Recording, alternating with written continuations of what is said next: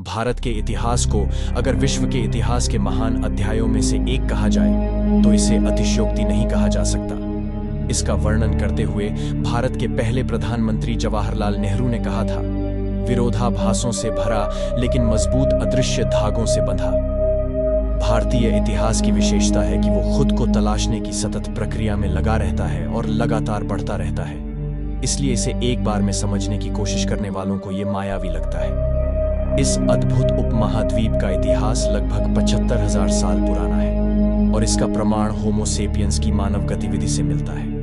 यह आश्चर्य की बात है कि 5,000 साल पहले सिंधु घाटी सभ्यता के वासियों ने कृषि और व्यापार पर आधारित एक शहरी संस्कृति विकसित कर ली थी। युगों के अनुसार भारत का इतिहास इस प्रकार है। पाषाण युग 505,000 से 200,000 साल पहले शुरू हुआ था और तमिलनाडु में हाल ही में हुई खोजों में इस क्षेत्र में सबसे पहले मानव की उपस्थिति का पता चलता है। देश के उत्तर पश्चिमी हिस्से से 200,000 साल पहले के मानव द्वारा बनाए हथियार भी खोजे गए हैं। कांस्य युग भारतीय उपमहाद्वीप में कांस्य युग की शुरुआत लगभग 3,300 ईसा पूर्व सिंधु घाटी सभ्यता के साथ हुई थी। प्राचीन भारत का एक ऐतिहासिक हिस्सा होने के अलावा यह मेसोपोटामिया और प्राचीन मिस्र के साथ साथ विश्व की शुरुआती सभ्यताओं में से एक है।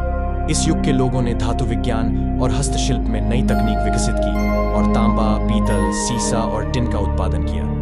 प्रारंभिक ऐतिहासिक काल वैदिक काल भारत पर हमला करने वालों में पहले आर्य थे। वे लगभग 8,500 ईसा पूर्व उत्तर से आए थे और अपने साथ मजबूत सांस्कृतिक परंपरा लेकर आए।